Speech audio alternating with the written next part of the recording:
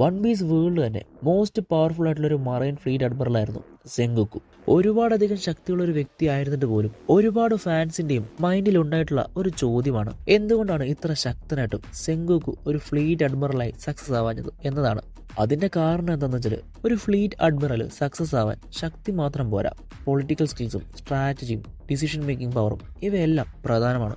സെങ്കോക്കു വളരെയധികം പവർഫുൾ ആണെങ്കിലും അദ്ദേഹത്തിന്റെ വാല്യൂസ് വേൾഡ് ഗവൺമെന്റിന്റെ മെത്തേഡ്സിന് ഓപ്പോസിറ്റ് ആയിരുന്നു. നീതി, ജസ്റ്റിസ് എന്നിവയിൽ വിശ്വസിച്ചിരുന്ന ഒരു വ്യക്തിയായിരുന്നു. അഖൈനെ പോലുള്ള അഡ്മിറൽസ് ഹാർഡ് ഡിസിഷൻ എടുക്കാൻ ബോൾഡ് ആയിരുന്നെങ്കിൽ പോലും സെങ്കോക്കു വളരെ സോഫ്റ്റ് നേച്ചർ ആയിരുന്നു. അതുകൊണ്ട് തന്നെ പലപ്പോഴും ഹെസിറ്റേറ്റഡ് ചെയ്തു. മറൈൻ ഫോർഡ് യുദ്ധത്തിൽ ഏസിന്റെ മരണവും അതിന്റെ പൊളിറ്റിക്കൽ ഇമ്പാക്റ്റും മറൈൻസിന് വലിയ പ്രത്യാഘാതമായിരുന്നു. സെങ്കോക്കു പറഞ്ഞ പോലെ ടെക്നിക്കലി യുദ്ധം ജയിച്ചെങ്കിലും പൈറേറ്റ് വേൾഡ് കൂടുതൽ ഡേഞ്ചറസ് ആയി. ആക്ച്വലി സെങ്കോക്കു യുദ്ധം അവോയ്ഡ് ചെയ്യാനായിരുന്നു ശ്രമിച്ചിരുന്നത്. എന്നാൽ അതിന്റെ പൊളിറ്റിക്സ് ഹാൻഡിൽ ചെയ്യാൻ അദ്ദേഹം വളരെയധികം സ്ട്രഗിൾ ചെയ്തു. അദ്ദേഹത്തിന്റെ പവേഴ്സും വിസ്ഡും ഒക്കെ വലുതായിരുന്നെങ്കിലും പൊളിറ്റിക്കൽ അഗ്രസീവ്നെസ് വളരെയധികം കുറവായിരുന്നു. സോ അതുകൊണ്ട് തന്നെയാണ് സെങ്കോക്കിനെ വൺ ഓഫ് ദ സ്ട്രോങ്ങസ്റ്റ് ആയിട്ട് കാണാൻ സാധിച്ചിട്ടും മോസ്റ്റ് സക്സസ്ഫുൾ ഫ്ലീറ്റ് അഡ്മിറലായി കാണാൻ സാധിക്കാതിരുന്നത്. സോ ഗൈസ്, നിങ്ങൾക്ക് എന്താണ് തോന്നുന്നത്? ഈ ഒരു കാരണം കൊണ്ടായിരിക്കുമോ അതോ മറ്റെന്തെങ്കിലും കാരണം കൊണ്ടാകുമോ അദ്ദേഹത്തിന് ഒരു ഫ്ലീറ്റ് അഡ്മിറൽ പദവിയിൽ വിജയിക്കാൻ സാധിക്കാതിരുന്നത്? എന്താണ് നിങ്ങൾക്ക് തോന്നുന്നത്? Let me know in comments. Sayonara.